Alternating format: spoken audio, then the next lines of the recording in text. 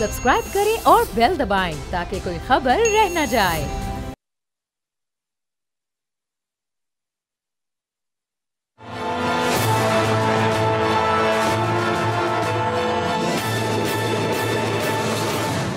अस्सलाम वालेकुम, मैं हूं अरबाब जहांगीर। आप देख रहे हैं प्रोग्राम तज्जिया। आज से कोई एक माह पहले 22 जून को नेशनल एपेक्स कमेटी का इजलास हुआ, जिसमें तमाम स्टेक होल्डर्स मौजूद थे, तमाम वज़राए आला, मुतल्लिका सेक्रेटरीज़ और सारे टॉप ऑफिशियल्स। और उस इजलास में तय किया गया कि दहशत गर्दी को जड़ से ख़त्म करने के लिए एक ऑपरेशन किया जाएगा और ये इंटेलिजेंस बेस्ड ऑपरेशन होगा, जिसका नाम अज़्म इस्तेहकाम रखा गया। लेकिन अगले ही दिन से हमने देखा कि हमारे मुल्क की चंद अपोजिशन जमातों ने, और ख़ासतौर पर जो सबसे बड़ी अपोजिशन की जमात है, उसकी जानिब से अपने तहफ़्फ़ुज़ात का इजहार किया गया। हर फोरम पर इस ऑपरेशन को मुतनाज़ बनाने की कोशिश की गई। इसके खिलाफ सोशल मीडिया पर एक प्रोपेगेंडा शुरू किया गया और जाहिर है कि उसके खिलाफ फिर एक जो मौक़िफ़ था स्टेट की तरफ से, वो आना बड़ा ज़रूरी था। आज बड़ी अहम press conference DGISPR lieutenant general Ahmed Sharif ने की, और न सिर्फ आज प्रेस कॉन्फ्रेंस की बल्कि उन्होंने ये भी कहा कि आने वाले दिनों में भी इस मौजू पर तवातुर के साथ प्रेस कॉन्फ्रेंसेज होती रहेंगी। उन्होंने कहा कि ऑपरेशन अज़्म इस्तेहकाम जो है ये कोई एक ऑपरेशन नहीं है, बल्कि ये दहशत गर्दी को ख़त्म करने के लिए एक मरबूत मुहिम है। ये एक इंटेलिजेंस बेस्ड ऑपरेशन होगा, जिसमें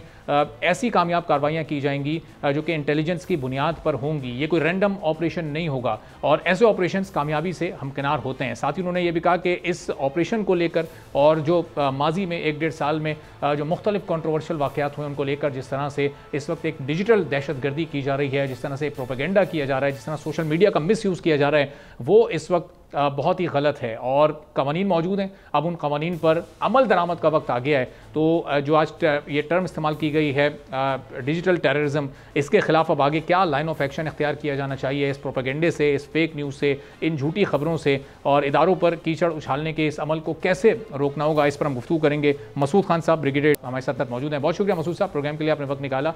आज की जो प्रेस कॉन्फ्रेंस है, उसका अगर मैं एक वाज़े पैगाम आपसे पूछूं तो मसूद साहब, वो आपकी नज़र में क्या है? जो भी ये सोशल मीडिया के जो ये की वॉरियर्स अब खुद कहते हैं, जो ये डिजिटल टेररिज्म जिस जानिब से हो रहा है, उनको एक वाज़े और मौसर पैगाम दे दिया गया है कि अब आपने आगे नहीं करना है, अब कानून हरकत में आएगा। आप डिजिटल टेररिज्म की बात है, जिसमें उन्होंने वाज़े तौर पर इस पर एक बयान किया कि जिसमें आप जब सोशल मीडिया को यूज़ करते हैं, अपने मोबाइल को यूज़ करते हैं, कंप्यूटर को यूज़ करते हैं, फिर उसको आप एंटी स्टेट कामों के लिए यूज़ करते हैं, स्टेट ऑफ पाकिस्तान के लिए यूज़ करते हैं, और जिसमें आप कोशिश यही होती है कि आप डिवीज़न क्रिएट करें बिटवीन दी कौम के दरमियान और अफवाज के दरमियान और रैंक्स और फाइल के दरमियान आप दरमियान में एक तफरीक पैदा करने की कोशिश करते हैं। फिर आप झूठी कहानियां बनाते हैं और जो झूठे बयानियां बनते हैं, इंसल्टिंग नैरेटिव बनते हैं, जिसमें आप आर्मी की टॉप लीडरशिप को टारगेट करते हैं। और स्पेशली इसमें वो लोग ज़्यादातर शामिल हैं जो मुल्क से बाहर बैठे हुए हैं। इसमें देखें, सो कॉल्ड यूट्यूबर्स हैं, वी लॉग करने वाले हैं, कुछ ऐसे लोग हैं जो अपने आप को बड़ा इंटेलेक्चुअल समझते हैं, लेकिन वो सोडो इंटेलेक्चुअल्स हैं।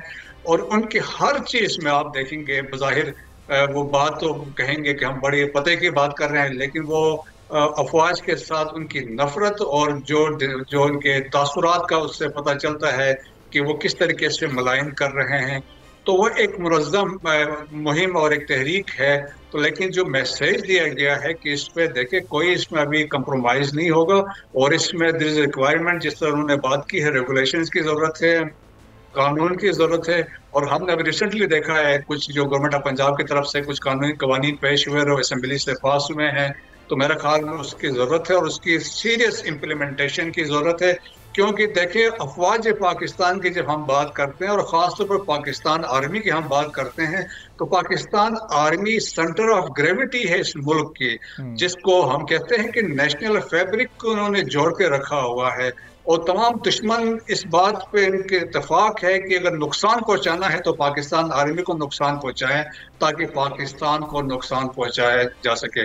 तो मेरे ख्याल में उस तरह के इस वजह से लोगों ने, और जो उनके हैंडलर्स हैं, जो इंडिया है, स्पेशली इंडिया की तो बड़ी कोशिश है, उनके जो थिंक टैंक्स है, उनका भी यही मानना है कि जी अफवाज पाकिस्तान को टारगेट करें, मीडिया को यूज़ करें, सोशल मीडिया को यूज़ करें।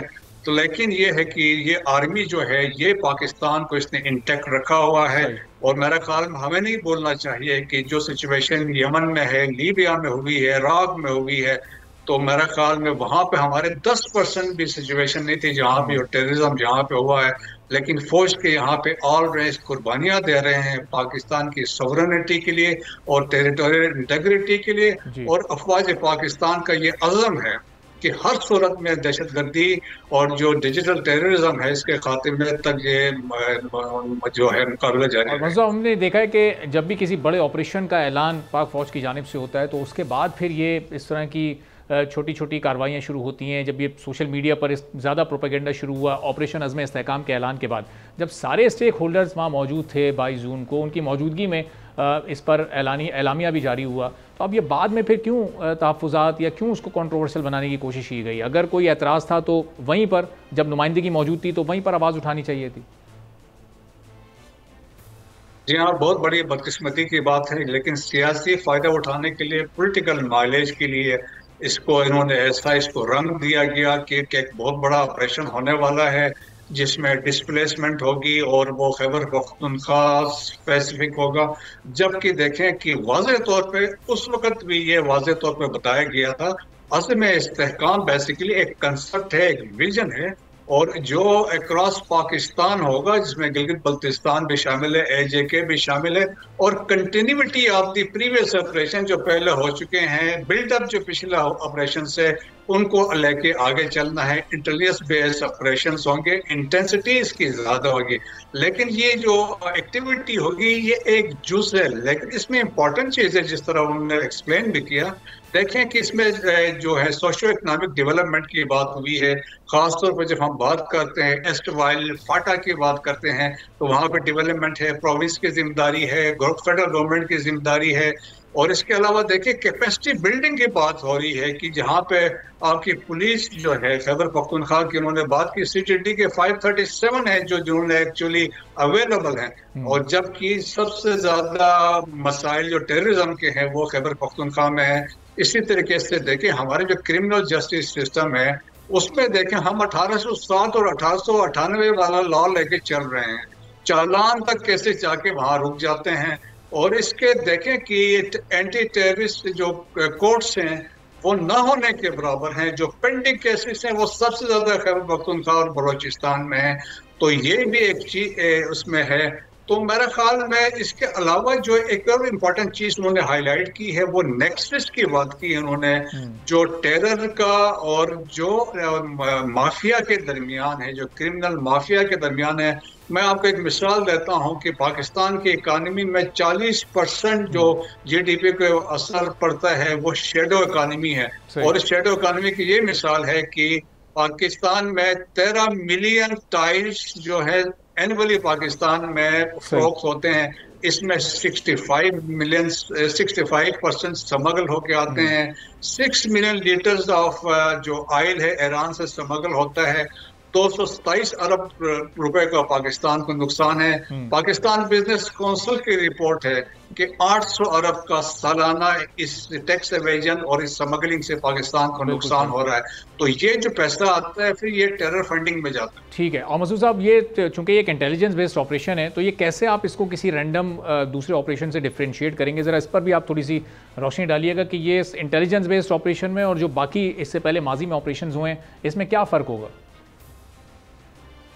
जी, इससे पहले जो माजी में ऑपरेशन हुए हम बात करते हैं ज़र्ब आज़म की बात करते हैं, जो 2014 से 2016 के दरमियान लॉन्च किया गया था और नॉर्थ वज़ीरिस्तान स्पेसिफिक था। और इसमें बेसिक मकसद था डिसमेंटल करना hide outs of terror outfit जो वहाँ पे उस वक्त मौजूद थे। उस वक्त ये हाफिज गुल बहादुर ग्रुप भी था, अल-कायदा वाले भी थे, हक्कानी वाले भी थे। तो वो एक फुल फ्लैश ऑपरेशन था, उसमें डिस्प्लेसमेंट हुई थी लोगों की, और लेकिन वो डिस्प्लेसमेंट के लिए पहले से प्लानिंग की गई थी और इसके बाद रद्दुल फसाद हुआ जो कंटिन्यूटी थी। लेकिन देखें इस ऑपरेशन जो बात हो रही है अज़्म इस्तेहकाम में, ऐसा कुछ नहीं होगा, कोई डिस्प्लेसमेंट नहीं होगी, न कोई इस तरह मैसिव स्केल में जिसको आप कह सकते हैं कि फुल स्पेक्ट्रम ऑफ फोर्स इसमें यूज नहीं होगी। जो already intelligence based operation Pakistan में हो रहे हैं, जो 126 डेली बेसिस पे हैं, उनमें यकीनन तेजी आएगी। ये फर्क है उसमें और ये अज़्म इस्तेहकाम और जो पहले वाले ऑपरेशन। ठीक है, बहुत बहुत शुक्रिया। ब्रिगेडियर रिटायर्ड मसूद खान साहब हमारे साथ मौजूद थे। और पाकिस्तान इस वक्त जिस माशी मंझधार में फंसा हुआ है, बहुत ज़रूरी है कि अमन व अमान की सूरत हाल हमारे मुल्क में बेहतर हो, और इसी मुनासबत से अब ये ऑपरेशन अज़्म इस्तेहकाम के लिए इस वक्त कमर कसी गई है और पूरे मुल्क से दहशत गर्दी के नासूर को जड़ से ख़त्म करना, और यही अज़म इस वक्त हमारे इदारों का, ख़ासतौर पर हमारी पाक फ़ौज का भी है। अब सियासी जमातों की इस पर क्या राय है? चूँकि एपेक्स कमेटी के इजलास में तो सब ने हामी भरी थी और वहाँ से एलामिया भी जारी हुआ था, फिर बाद में तहफ़्फ़ुज़ात क्यों ज़ाहिर किए गए, इस पर हम गुफ्तगू करेंगे। कादिर मंदुखेल साहब पाकिस्तान पीपल्स पार्टी के सीनियर रहनुमा हमारे साथ मौजूद हैं। पाकिस्तान तहरीक इंसाफ के सीनियर रहनुमा शौकत बसरा साहब भी हमारे साथ मौजूद हैं। तो शौकत साहब, ये हमने देखा कि पाकिस्तान तहरीक इंसाफ मुख्तलिफ औकात में इस ऑपरेशन अज़्म इस्तेहकाम पर अपने तहफ़्फ़ुज़ात ज़ाहिर करती रही है। इसकी क्या वजूहत हैं? एक इंटेलिजेंस बेस्ड ऑपरेशन है जो कि सिर्फ KPK में होने नहीं जा रहा, बल्कि तकरीबन पूरे मुल्क में होने जा रहा है। हर सूबे से दहशत गर्दी के नासूर को ख़त्म करना इस वक्त एक अव्वलीन तरजीह भी है, हम जिस माशी मंझधार में फंसे हुए हैं। तो क्यों PTI इसकी मुखालिफ है? अरबाब भाई, सबसे पहले पाकिस्तान, मेरी जान, मेरा सब कुछ पाकिस्तान के लिए कुर्बान है। और तहरीक इंसाफ और इमरान खान जो पाकिस्तान की सबसे बड़ी जमात है, जो वाहिद फेडरेशन को बचा सकती है, जो वाहिद फेडरेशन का लीडर है, और 8 फरवरी को पूरी कौम ने बता दिया।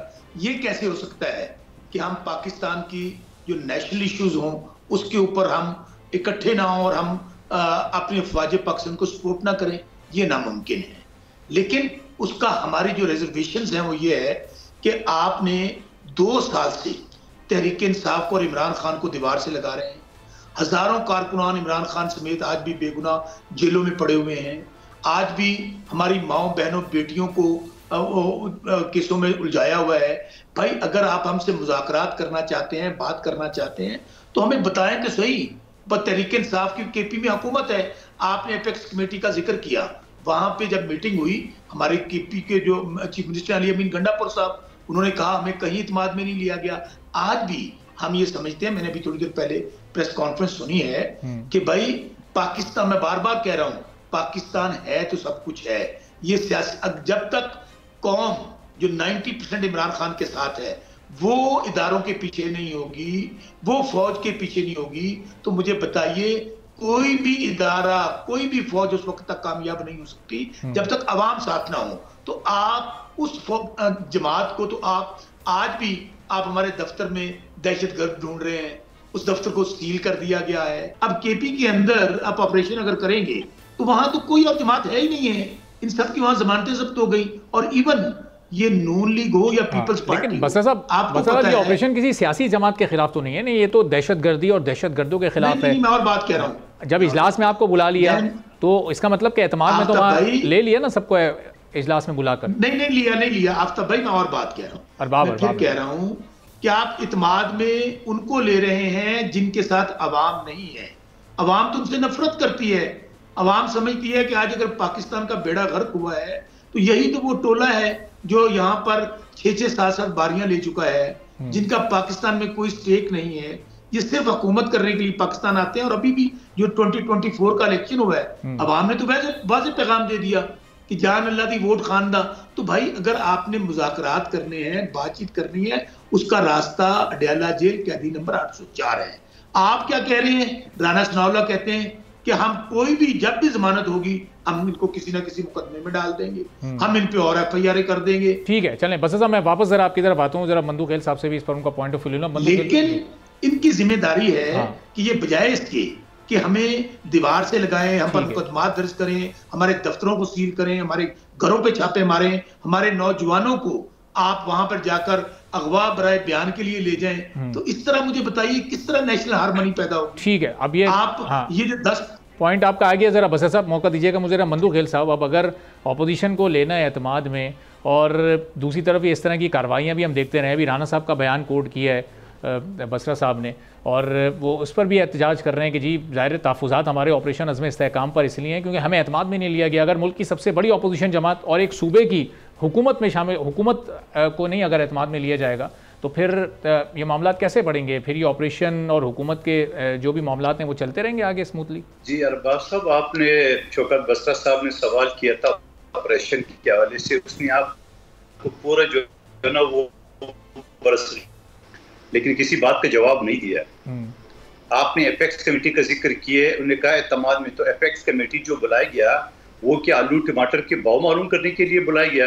आप मुझे बताओ, एक एपेक्स कमेटी जब बुलाते हैं, चारों सूबों के वज़ीर आला होते हैं, जहाँ खैबर पख्तूनख्वा के इनके वज़ीर आला भी बैठे हुए थे सर झुकाए हुए, और वहाँ पे तो उन्होंने पूछा नहीं कि भाई ये मीटिंग किस लिए है? आप मुझे बताओ ना, वो कोई दाल चावल आलू टमाटर को रेट के लिए तो नहीं थे, अमन अमान के हवाले से थे। तो ये अपना बता दे कि उनके इनपुट क्या थी वहां पे, उन्होंने क्या बताया कि बाबा मुझे क्यों बुलाया और यहाँ पे क्या डिस्कस हो रहा है। जब अमन अमान की सूरत डिस्कस हो रहे, वहां सर झुकाए बैठा हुआ था, बाहर है तो बन गए मुलाजट।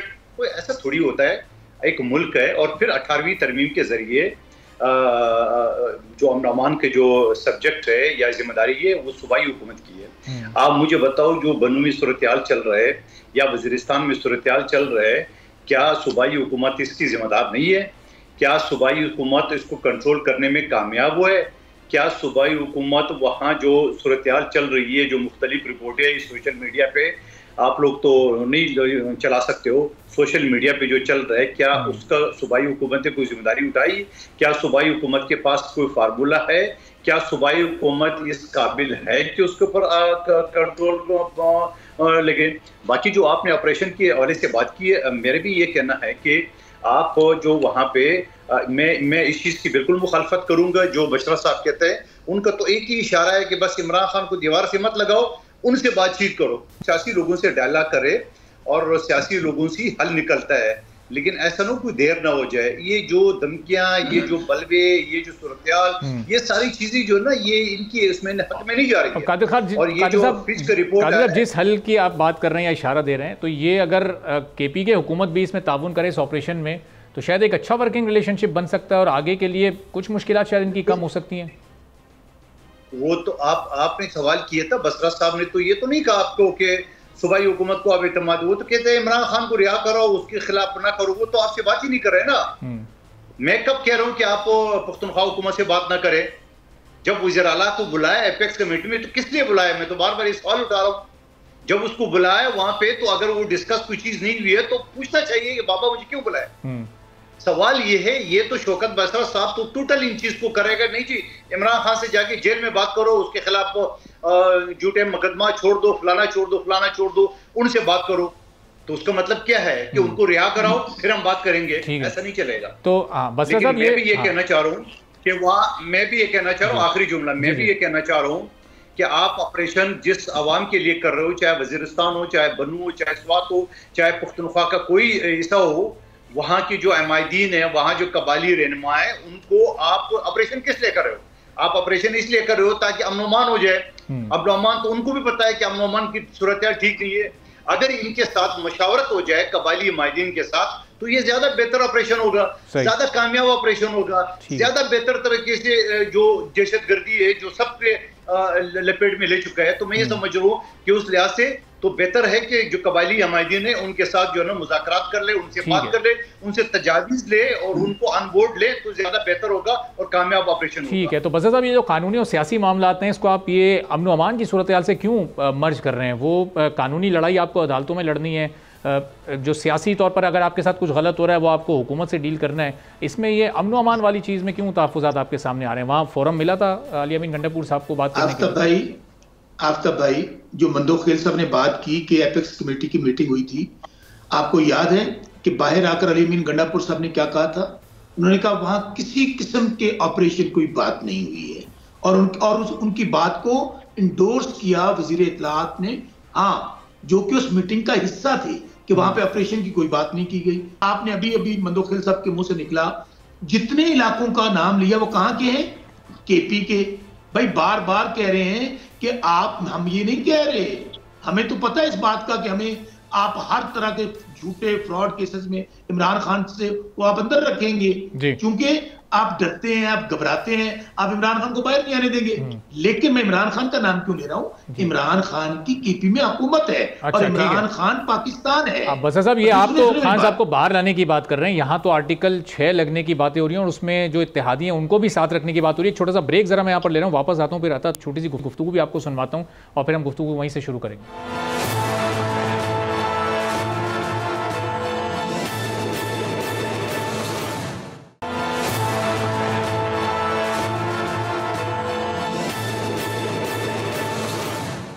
एक बार फिर प्रोग्राम में आपको खुशामदीद कहेंगे। और हुकूमत इस वक्त साबिक वज़ीर आज़म पर, साबिक सदर पर, साबिक डिप्टी स्पीकर कौमी असम्बली पर आर्टिकल 6 के तहत कार्रवाई शुरू करना चाहती है। और उसमें बड़े पुरएतमाद अंदाज से बार बार ये भी कहा जा रहा है कि अपोजिशन जमातें भी इसमें हुकूमत के साथ शामिल हैं। ज़रा अता तारड़ साहब की गुफ्तगू सुनिएगा। कादिर मंदूखेल साहब, कल फिर अता तारड़ साहब ने पीपल्स पार्टी का नाम उसी तरह लिया जिस तरह पिछली प्रेस कॉन्फ्रेंस में जब PTI पर पाबंदी की बात हो रही थी उसमें उन्होंने कहा था कि हमने मुशावरत कर ली है, फिर बाद में आप लोग का रिएक्शन सामने आया। तो इस बार यह मुशावरत हो गई है या कल अता कोई और वजीर आएगा फिर वो बताएगा नहीं अभी मुशावरत करनी है, अभी ये फाइनल नहीं है, अभी ये हतमी नहीं है? अता तारड़ की क्या बात करे, तो इतना झूठा और मुनाफिक आदमी है कि उसकी अपनी बात की तरदीद उनके अपने वजीरों ने की है, राना सनाउल्लाह ने की है, ख्वाजा आसिफ ने की है।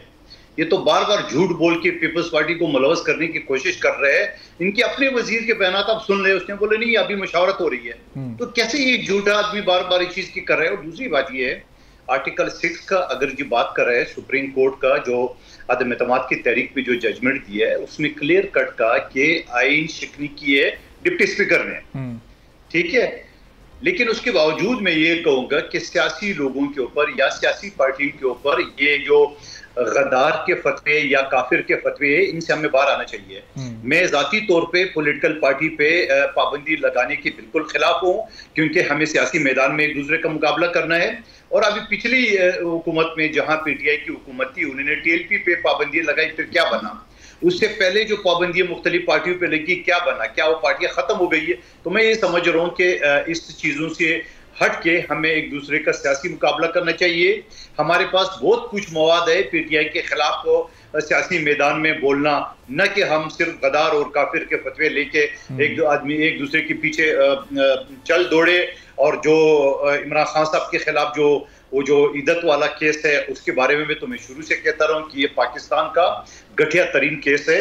तो मैं ये समझ रहा हूँ कि ऐसे हरबों से हमें दूर रहना चाहिए। और मेरे जाती ख्याल है कि आर्टिकल 6 किसी सियासी पार्टी के खिलाफ नहीं। ठीक है, लेकिन कादिर साहब, अता तारड़ साहब इंफॉर्मेशन मिनिस्टर हैं, हुकूमती तर्जुमान हैं, जो हुकूमत की पॉलिसी है, काबीना के फैसले उनको बयान करना उनका काम है। जब वो बात कर रहे हैं तो ज़ाहिर पूरी जिम्मेदारी के साथ करेंगे। फिर उनको गो अहेड होगा, उनके बॉसेस का भी, उन्हें बताया गया होगा कि हाँ पीपल्स पार्टी से हमारी बात हुई भी है, उनकी सपोर्ट है, तभी तो वो आकर इतनी बड़ी बात करते हैं ना। अरबाज साहब, मैं दोबारा रिपीट करता हूँ, आप मुझे बताओ ये अता तारड़ के बयान के बाद ख्वाजा आसिफ का बयान आपने नहीं देखा? वो वफाकी वज़ीर दिफा है। उसके बाद राना सनाउल्लाह वज़ीर आज़म की मुशीर है और सबसे बड़े सूबे पंजाब का मुस्लिम लीग उनका सदर है। उन दोनों ने कहा नहीं जी अभी कोई मशावरत होंगे, उसके बाद होगा। तो आप खुद ही बता दें कि झूठा तो उसने खुद ही डिक्लेयर कर दिया, उसको मैंने क्या बोलना है। उनके अपने वजीर ने उसको झूठा डिक्लेयर कर दिए, फिर आप सवाल कर रहे हैं दोबारा। ठीक है, चलें, बसरा साहब से भी इस पर उनका पॉइंट ऑफ व्यू जानना बड़ा ज़रूरी है, क्योंकि ज़ाहिर है अगर ऐसी कोई कार्रवाई होती है तो विक्टिम ये इनकी जमात और इनकी लीडरशिप ही होगी। तो बसरा साहब, ये तैयार हैं अब आर्टिकल 6 को भी सर्वाइव करने के लिए आप लोग? अच्छा, पहली बात तो मंदोखेल साहब ने बहुत अच्छी बातें की हैं और उनकी मैं जिस बात की कदर करता हूँ, लेकिन हकीकत इसके बिल्कुल बरक्स है। मंदोखेल साहब के साथ तो खुद बड़ा हादसा हुआ है कि इनकी सीट छीनकर खुद पीपल्स पार्टी ने मुस्तफा कमाल को दे दी जो हारी हुई थी। और दूसरी बात देखिए, वो जमात जो थी ना शहीद बीबी वाली और शहीद भुट्टो वाली, वो खत्म हो गई। बदकिस्मती से यही तो मसला है, कारकुन की और सोच होती है, लीडर की और सोच होती है। कहा गया कि ये जो जालमाना बजट आ रहा है, अवाम दुश्मन, किसान बजट दुश्मन, हम इसमें बिल्कुल वोट नहीं डालेंगे। फिर उसी तनख्वाह पे काम किया। इस तरह एक काले कवानीन सहाफियों के लिए पंजाब में बनाए गए, हम इसको पास नहीं होने देंगे। और खुद गवर्नर पतली गली से बाहर चले गए और कानून पास करवा दिया।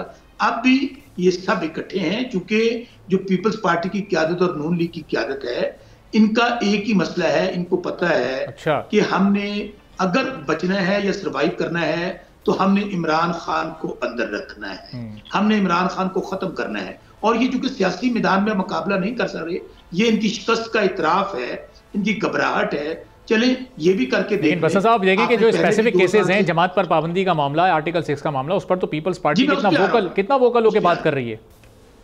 इस पे मैं आ रहा हूँ। 2 साल से आपने पहले भी बड़ा जुल्म जबर किया, मार्शल से बदतरीन हालात हैं, यहाँ पर खान साहब को आपने जेल में रखा, उनकी बेगम को जेल में रखा। आप पार्टी नहीं तोड़ सके, क्योंकि लोगों ने खंबा भी इमरान खान ने खड़ा किया तो लोगों ने उनको वोट दिया। अब ये आर्टिकल 6 लगाएं, पार्टी पर पाबंदी लगाएं। पहले मेरे भाई पार्टी पर पाबंदी लगी हुई थी, कौन सा पर्पस निशान था, कौन सी हमने कैंपेन की? तो ये अब चूंकि सियासी मैदान में मुकाबला नहीं कर पा रहे, तो अब ये चाहते क्या है कि आर्टिकल 6 लगाकर इमरान खान को मैदान से निकाले, पाबंदी लगाकर मैदान से निकाले। क्योंकि इनका एक मसला एक और हो गया है, जो बाइडेन जो है ना, जब से जो बाइडेन गया है और उनके सहूलतकार जो पाकिस्तान में है, उन पे बड़ी कपकपी तारी हुई है। लेकिन इंशाल्लाह जी का जाना ठहर गया, सुबह जाए या शाम जाए, जब आप ये आखिरी इनके मरहले हैं, आखिरी हिचकियां हैं, जब आपने इस तरह जुल्म जबर करके नहीं थके, अब आपने आखिरी हरबे के तौर पर आर्टिकल 6 लगाना चाहते हैं, पार्टी पर पाबंदी लगाना चाहते हैं, लेकिन ये नहीं कारगर साबित होगी। लेकिन मैं मंदो खाल साहब को एक बात बता दूं, मैं उनके जज्बात, उन्होंने बहुत अच्छी बातें की है, लेकिन मंदो खेल साहब, एक तुम्हारे लीडर ने तुम्हारा हथ कर जाना है, इन्होंने वही करना है जो इनको लेकर आए हैं, जो इनके मकासद हैं, क्योंकि इनका सारा कुछ तो बाहर। चलें ठीक है, बस अब नुक्ता आपका आगे है। अगर मंदू खेल साहब 10 सेकंड में कोई एक जुमला कहना चाह रहे हैं, जो कि बसरा साहब ने बड़ी तारीफें कर दी हैं सेगमेंट में आपकी। देखिए, बसरा साहब को भी पता है कि सियासी वर्कर जो है ना यही कर सकता है, और यकीनन अगर मेरी पार्टी के या सीएसी ने फैसला कर दिया है तो फिर मेरी कोई औकात नहीं है उसके सामने। लेकिन मेरे जाती हैसियत से मेरे यही जज्बा इद्दत वाला केस में भी पहले दिन से था, और गद्दारी वाला केस में भी पहले दिन से था, और पाबंदी वाला केस में भी पहले से था, और आखिर में भी ये रहेगा इंशाल्लाह। लेकिन जहां मेरी बात पहुंच रही है, ठीक है, जहां अक्सरियत का फैसला होगा वहां मैं भी बहुत बहुत शुक्रिया। कादिर मंदुखेल साहब, शौकत बसरा साहब हमारे साथ मौजूद थे। एक छोटा सा ब्रेक बाद एक बहुत ही अहम मौजू पर हम गुफ्तगू करेंगे, हमारे साथ रहिए।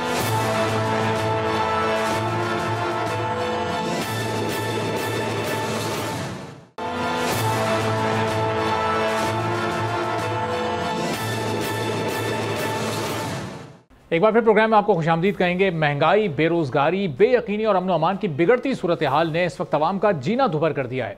IMF, वर्ल्ड बैंक और IPPs के साथ मुआहिदों के बाद तो इस वक्त ये समझ नहीं आ रही कि वतन अजीज का मुस्तकबिल आखिर होगा क्या। हुक्मरान अवाम को रिलीफ देते बिल्कुल नजर नहीं आ रहे, कोई संजीदगी दिखाई नहीं दे रही, और अवाम हुक्मरानों की गलतियों का खमियाजा भुगत रही है। इस वक्त बहुत से मसाइल हैं जिसका हुकूमत मुकाबला कर रही है, लेकिन सबसे बड़ा मसला है एक ऐसा सफ़ेद हाथी जिसको पालने के लिए हुकूमत और अवाम अपना सब कुछ दाव पर लगाए बैठे हैं, और वो है इंडिपेंडेंट पावर प्रोड्यूसर्स, यानी कौम जिसको IPPs के नाम से जानती है। इस वक्त मुल्क में बिजली की पैदावारी सलाहियत 41,000 मेगावाट से जायद है। पाकिस्तान में कमोबेश 25,000 मेगावाट बिजली बन रही है, जिसमें से पानी से बिजली 8,000 मेगावाट बन रही है, जबकि सरकारी थर्मल पावर प्लांट से 3,600 मेगावाट और IPPs 13,500 मेगावाट बिजली बना रहे हैं। जबकि IPPs की बिजली पैदा करने की कुल सलाहियत 18,104 मेगावाट है। अब मुल्क भर में बिजली की बढ़ती हुई लोड शेडिंग की वजह से माजी में मुख्तलिफ हुकूमतों ने बिजली का शॉर्टफॉल पूरा करने के लिए प्राइवेट पावर प्रोड्यूसर से मुआहदे किए, और इन कंपनीज से ऐसे तवील मुआहदे किए गए कि अब इन कंपनीज को माहाना कैपेसिटी पेमेंट की मद में अरबों रुपए की अदायगी की जाती है। अब मुस्लिम लीग नून का जो दौर था 2013 से 2018 तक, उस दौर में हुकूमत ने सबसे ज़्यादा 130 बिजली बनाने वाली कंपनीज के साथ मुआहदे किए। जनरल परवेज मुशर्रफ के दौर में हुकूमत में 48 कंपनीज, और फिर पीपल्स पार्टी के दौर में हुकूमत में जो 35 कंपनीज थीं उनके साथ मुआहदे हुए, और फिर पाकिस्तान तहरीक इंसाफ के दौर में भी 30 कंपनीज के साथ बिजली बनाने के तवील मुआहदे किए गए। तो ये सारे के सारे सियासतदानों, सारी जमातें इसमें शामिल हैं, सब ने अपना हिस्सा डाला है। कुछ कंपनीज के साथ 2057 तक के मुआहदे किए गए हैं, यानी कई साल बाद तक के, आइंदा 33 साल तक इन कंपनीज को अदायगियाँ की जाती रहेंगी। अब वजारत तवानाई के मुताबिक गुज़िश्ता 10 सालों से पिछले 10 सालों में 2013 से 2024 तक कैपेसिटी पेमेंट की मद में IPPs को 8,344 अरब रुपए की अदायगी की गई है, जबकि गुज़िश्ता माली साल यानी 2022-23 में कैपेसिटी पेमेंट की मद में IPPs को 1,300 अरब रुपए अदा किए गए। रवां साल IPPs ने 23,000 मेगावाट बिजली पैदा करने की सलाहियत होने के बावजूद औसतन सिर्फ 12,000 मेगावाट बिजली पैदा की है। अब गुज़िश्ता माली साल 106 IPPs को 1,874 अरब रुपए की कैपेसिटी पेमेंट की गई। IPPs को की गई कुल अदायगियों में 38% पैदावारी लागत आई है, और 62% कैपेसिटी पेमेंट का इंकशाफ हुआ है। 85% IPPs की पैदावार 50% से कम, मगर अदायगियाँ 100% की गईं। अब यहाँ पर यह सवाल है कि क्या ये सब कुछ एकदम हो गया, अचानक से हो गया? क्या मौजूदा हुकूमत और गुज़िश्ता तमाम हुकूमतें इस सूरत हाल की जिम्मेदार नहीं है? क्या हुक्मरानों और पॉलिसी साजों को उन्होंने अपनी ये जिम्मेदारी महसूस नहीं की कि वक्त के साथ साथ पॉलिसियों में तब्दीली या तरमीम करते और ट्रांसमिशन और डिस्ट्रीब्यूशन में सरमायाकारी करके निज़ाम को बेहतर बनाते, ना कि सिर्फ पैदावारी सलाहियत में इजाफा करते रहते? अब जिम्मेदारी किस पर आयद होगी, IPPs का मुस्तकबिल क्या होगा, ये वो तमाम सवालात मौजूद हैं हमारे पास, जो कि हम रखेंगे माहिर माशियात खुर्रम शहजाद साहब के सामने, जो हमारे साथ प्रोग्राम में मौजूद हैं। खुर्रम साहब, बहुत शुक्रिया प्रोग्राम के लिए, आपने वक्त निकाला। सबसे पहले बताइएगा, IPPs इस वक्त पाकिस्तान की मईशत पर एक बहुत बड़ा बोझ बन चुके हैं, और पिछले 2 साल की अगर हम कलेक्टिव पेमेंट्स भी देखें तो कोई 3200 अरब रुपए हमने कैपेसिटी चार्जेस की मद में पे किए हैं। इसके बावजूद हमारा सर्कुलर डेट बढ़ता जा रहा है, इसके बावजूद बिजली की कीमत हमारे मुल्क में बढ़ती जा रही है। ये इसका जिम्मेदार कौन है और इस मसले का हल क्या है? देखिए, जिम्मेदार तो जो भी हुकूमतें आई हैं वही हैं, क्योंकि उसी के अंदर पॉलिसी मेकर्स भी रहे हैं, relevant policy maker power sector को जो देखते रहे हैं, जो डिसीजंस होते रहे हैं, पॉलिसी मुरतब होती रही है, तो कोर्स अल्टीमेट रिस्पॉन्सिबिलिटी तो उन्हीं की होनी चाहिए और है भी। और उसके साथ साथ जो है एक और प्रॉब्लम ये भी रहा है कि जो पॉलिसीज मुख्तलिफ जो है सालों में आती रही हैं, उसमें भी चेंजेस जो हैं वो बेहतर नहीं हुई, और ये रियलाइजेशन नहीं हुई कि आगे जाते हुए किस तरह से जो है इतना बड़ा जो इसका इम्पैक्ट होगा, वो कैसे हुकूमत पे वो कैसे इकोनॉमी पे आएगा, एक आम आदमी पे आएगा। तो देखें, ये एनर्जी प्लानिंग कोई छोटी चीज़ नहीं है, और इसमें बहुत थॉट प्रोसेस जाता है, और एनर्जी प्लानिंग जो है किसी भी मुल्क को जो है वो तरक्की की राहों पे लेके जा सकती है और ऊंचाइयों पे लेके जा सकती है। और सिमिलरली अगर आपकी प्लानिंग नहीं है तो जितना भी पोटेंशियल हो आपकी इकोनॉमी में, आपके लोगों में, एनर्जी नहीं होगी, एनर्जी की प्लानिंग नहीं होगी, एनर्जी को सही तरीके से हम इस्तेमाल नहीं कर सकेंगे या उसको सस्ता नहीं कर सकेंगे, तो आपकी इकोनॉमी नहीं चल पाती। तो यही हो रहा है अभी कि हमारे यहाँ इतने महंगे हो गई हैं चीज़ें, ये बिल्स इतने ज़्यादा बढ़ गए हैं। ये सारा पिछले कोई 20-30 सालों से जो एनर्जी पॉलिसीज हम बनाते आए हैं, और हर वक्तन फवक्तन हमने उसको बेहतर नहीं किया, जिसकी वजह से आज ये हाल है। और इसमें हल भी बहुत ज़्यादा मौजूद है। हल ये है कि इसके अंदर टैक्सेस बहुत ज़्यादा है, जो गवर्नमेंट कलेक्ट करती है इनडायरेक्टली, क्योंकि गवर्नमेंट जो भी गवर्नमेंट्स आई हैं उनके लिए आसानी ये रही कि वो बिजली के बिलों में, गैस के बिलों में, पेट्रोल से, बेवरेजेस से, बहुत सारे इस तरह के एरिया से टैक्स लगाना आसान होता है और लेना आसान होता है। तो यही करती आई हैं गवर्नमेंट ज़्यादातर। और जो इन्फोर्समेंट है, जहाँ से टैक्सेस लेने चाहिए जिन सेक्टर से, वहाँ से टैक्स इकट्ठा उतना से नहीं कर पाए, क्योंकि वो मुश्किल काम होता है। मुश्किल क्या होता है, उसकी एक प्लानिंग होती है, और काम एक्चुअली वही है कि सही जगह से टैक्स लेना और सही जगह पे इंसेंटिवाइज करना। ये बैलेंस होता है, फाइनेंसिस को आपको बैलेंस करना होता है। तो हल ये है कि टैक्सेस को जो है वो रिविजिट किया जाए, ये जितने टैक्सेस हैं उनको कैसे जो है कम किया जाए बिलों पे, ताकि आम आदमी को भी रिलीफ मिले, इंडस्ट्रीज को भी मिले। और अभी इंडस्ट्री के लिए तो डेफिनेटली थोड़ा किया भी है, बट ओवरऑल जो है हमारी जो कॉस्ट ऑफ एनर्जी है वो बहुत ज़्यादा है, रीजन में भी काफ़ी ज़्यादा है दूसरी चीज़ों की तरह। तो एक तो टैक्सेस को रिविजिट किया जाए, दूसरा ये जो IPPs की आप बात करें, इसके अंदर कैपेसिटी पेमेंट जो है ना, वो एक हिस्सा है, वो एक हिस्सा है लार्जर जो है वो इशू का, जिसके अंदर सर्कुलर डेट बहुत बड़ा प्रॉब्लम है, जिसके अंदर गवर्नमेंट का फुटप्रिंट एनर्जी सेक्टर के अंदर as a single buyer, single price setter, ये सारा बहुत बड़ा इशू है। फिर इसकी अपनी मैनेजमेंट कितनी खराब रही है, आप देखिए चोरी चकारी कितनी बढ़ गई है, लॉस कितना होता है, 100 यूनिट बनते हैं तो 2900 में से जो है वो ज़ाया हो जाते हैं। और बिजली पहुंचाने का प्रॉब्लम है, बिजली बनाने का इशू नहीं रहा हमारे यहाँ। फिर कैपेसिटीज भी हमने ऐड की हैं, तो भाई ओवरऑल प्लानिंग है ना। और उसके अलावा सब्सिडीज कितनी दी हैं, और जब सब्सिडीज को हम कम करते हैं तो प्राइस बहुत ज्यादा बढ़ जाती है। आप देखें, एनर्जी बनाने की कॉस्ट इतनी नहीं है जितनी पहुंचाने की है। तो वो सारी और सेक्टर टेड और वो सारी कर्जे, फिर जो करेंसी इतनी ज्यादा आपकी गिरी है, वो क्या है, ये सारे जो फाइनेंशियल डिसीजंस है, इकोनॉमिक डिसीजंस है, ये सारे लिंक्ड है। एनर्जी सेक्टर से ये नहीं है कि कैपेसिटी पेमेंट्स के मसले हैं, लार्जर आप देखें पिक्चर क्या है, सबको रिजॉल्व करना है। आप अभी ये नहीं कर सकते कि इन्वेस्टर्स को आप आइडेंटिफाई करेंगे जी ये इन्वेस्टर्स हैं, ये लोग हैं, ये सब कुछ है, इन्होंने या वो एक्चुअली पॉलिसी जिसने दी है उसको रिस्पॉन्सिबल होना चाहिए। और दूसरी बात ये, इसके हल यही मैं सजेस्ट करता हूँ कि एक तो टैक्सेस को कम करना, दूसरा जो एनर्जी की जो ये कैपेसिटी की पेमेंट्स हैं ये फ्रंट लोडेड ज्यादा हैं, यानी कि जो प्लांट्स लगे हैं जिनके 25 साल 40 साल जो है वो लाइफ है, उनके ऊपर 10 साल में उनको जल्दी जो है रीपे हो रहा है।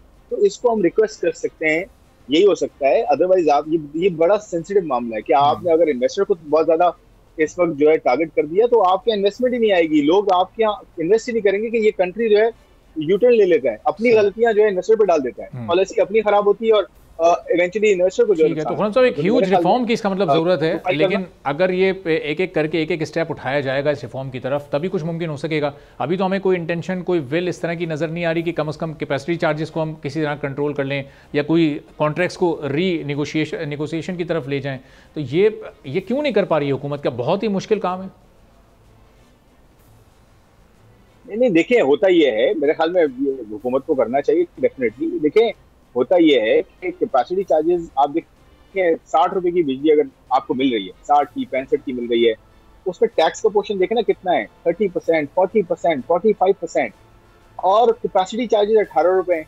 मैं कहना चाह रहा हूँ कैपेसिटी चार्जेस एक मसला है, इससे बड़े आपको पता है सर्कुलर डेट का साइज कितना हो चुका है, ट्रिलियंस ऑफ रुपीज में सर्कुलर डेट जा चुका है। उसके अलावा जो सर्कुलर डेट को, जो अगर कंपनियों को पैसा नहीं मिलता और वो कंपनियां बैंकों से पैसा लेती हैं, वो जो आपके ऊपर चार्ज होता है, इंटरेस्ट रेट जो शरसूल लगती है उस पर, वो भी आप जो है वो बिल में आ रही है आपके। वो क्यों आ रही है भाई? वो किसकी इनएफिशिएंसी है? वो सिस्टम की इनएफिशिएंसी है, और सिस्टम की जिम्मेदार गवर्नमेंट्स हैं जो भी आई हैं, तो वो आवाम क्यों भुगते हैं। दूसरी बात यह है कि जो भी TND का लॉस होता है, ट्रांसमिशन डिस्ट्रीब्यूशन लॉसेस होते हैं, जो भी आपके यहाँ अगर पेशावर है, कोयटा है, सक्खर है, जितनी आपकी जो ये डिस्ट्रीब्यूशन कंपनीज हैं, ये लॉसेस करिए, इनका भी कहीं ना कहीं आप ही पे कर रहे होते हैं। टैक्सेस भी सबसे ज्यादा हम ही पे कर रहे हैं। तो ये सब चीजें हल हो सकती है, क्यों नहीं हो सकता? 1 by 1 करें और रीप्रोफाइल करें, जाके आप IPPs के साथ कहें कि जी ये अब मसला ऐसा हो गया है कि हम नहीं पे कर पा रहे, तो लिहाजा 10 साल की जगह 20 साल पे कन्वर्ट कर दें, आहिस्ता आहिस्ता पेमेंट्स ले लें, किसी तरह कोई सोल्यूशन निकालें। ये होती है नेगोशिएशन, ठीक है, मेरे ख्याल में कर सकती हैं। शॉर्ट टर्म सॉल्यूशंस भी है, क्विक सॉल्यूशंस भी है, लॉन्ग टर्म सॉल्यूशंस भी है। ठीक है, इन तमाम सॉल्यूशंस पर खुरम साहब बिल्कुल प्लान करें। आने वाले दिनों में इंशाल्लाह हम इस पर मजीद भी गुफ्तगू करते रहेंगे, चूँकि एक बहुत बड़ा ये इस वक्त मुल्क की इकॉनमी को लेकर ये मामला बना हुआ है। बहुत बहुत शुक्रिया। हमारे मौशियात खुरम शहज़ाद साहब हमारे साथ मौजूद में इस इशू को लेकर मजीद हाईलाइट करेंगे और इससे मुतालिक जो मजीद हक़ाइक़ हैं वो भी कौम के सामने रखेंगे। आज के प्रोग्राम से इजाज़त दीजिए, अल्लाह।